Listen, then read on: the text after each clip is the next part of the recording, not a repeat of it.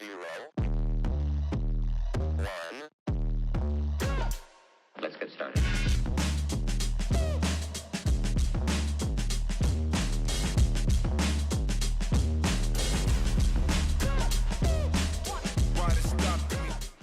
So I'm going to go ahead and dump out my dough onto my work surface. I do add a little flour off to the sides. Rub my hands in that and then kind of shape this with some flour on it into a rectangle shape. This dough, I want it is sandwich bread, and I don't like all the holes that sourdough bread has for my sandwiches because I tend to lose all my mayonnaise and mustard in them. So it's shaped into a rough rectangle. I'm going to be using a Pullman pan. This is a 2-pound loaf, but this pan I think is not quite a 2-pound loaf pan. It's about 10 inches long, and I think that the 2-pound loaf pans are 13 inches. But I'll spray it with some olive oil spray. They are non-stick, but I don't know, I always spray too. So, and you spray the underneath side of the lid because it may rise up above the lid too. So to shape it, just do jelly roll log shape, and if you need to use a scraper because it kind of sticks, you can do that. But I just kind of pinch as I go. Sorry for the birds. They heard birds outside, so they're having to say hello. But just kind of roll and tap it in to pinch it together.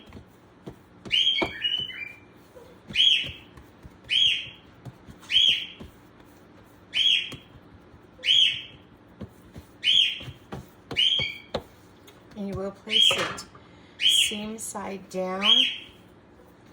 I kind of roll it back up so I can pinch that. And if the ends need to, you can kind of tuck them in. So I'll just toss it into the loaf pan, and then I'll shape it a little while it's in there.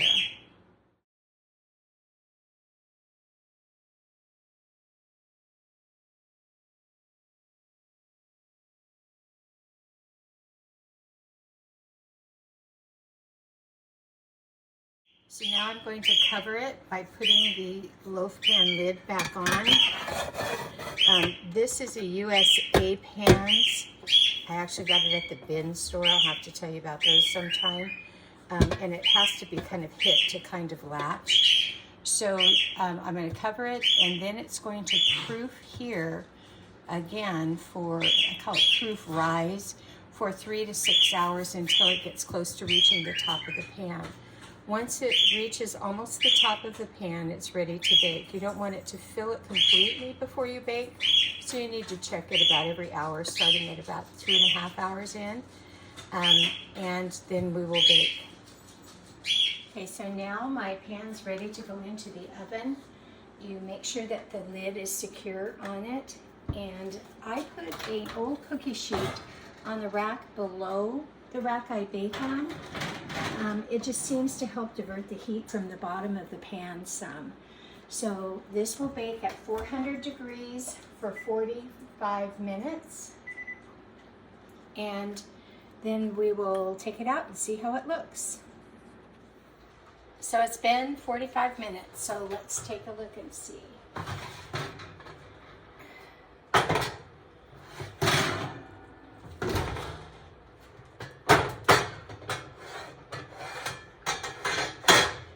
This is what it looks like.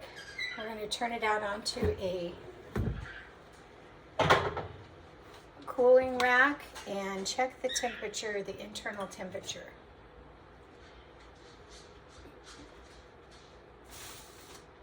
The internal temperature should be at least 190 degrees.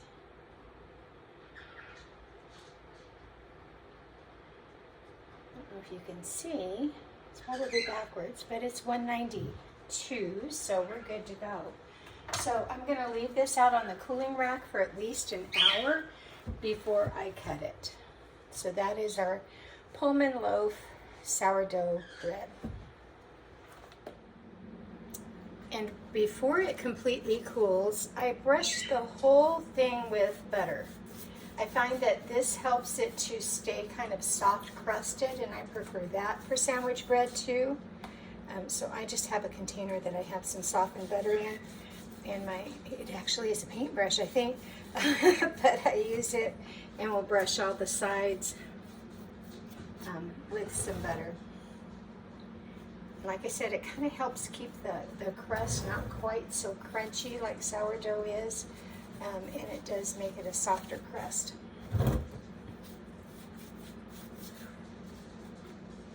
And butter can't hurt anything, right?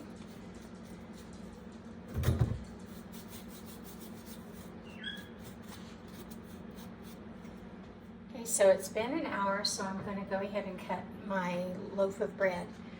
I like thin slices, and I'll put this down in the comments, but this is just a cheap plastic bread slicer, but I like the spacing that it has for bread.